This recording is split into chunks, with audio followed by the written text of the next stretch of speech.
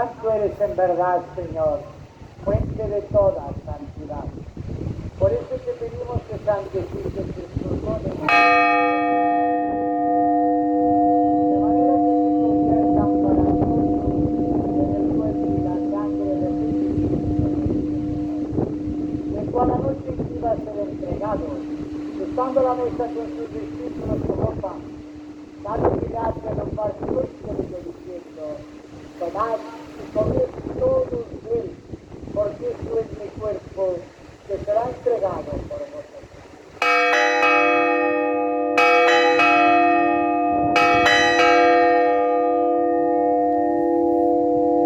Luego acababa la cena triunfal y dándole gracias de nuevo lo pasó a sus discípulos diciendo: tomad y bebed todos de él.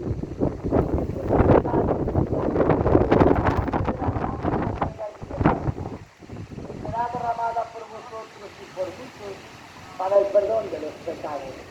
Haced esto en común oración.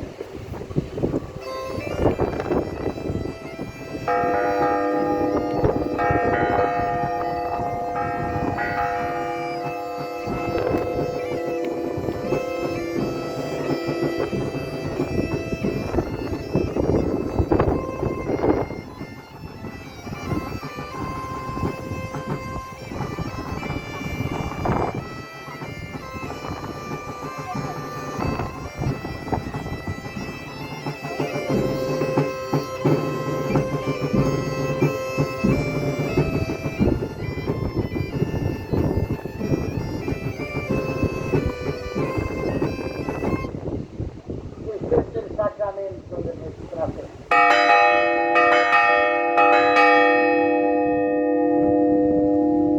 Así pues, Padre, al celebrar el memorial de la muerte y resurrección de tu Hijo, te ofrecemos el pan y el sangre de la salvación, y te damos gracias por el digno de servirte.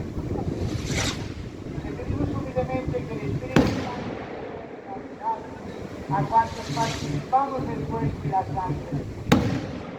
Acuérdate, Señor, de tu iglesia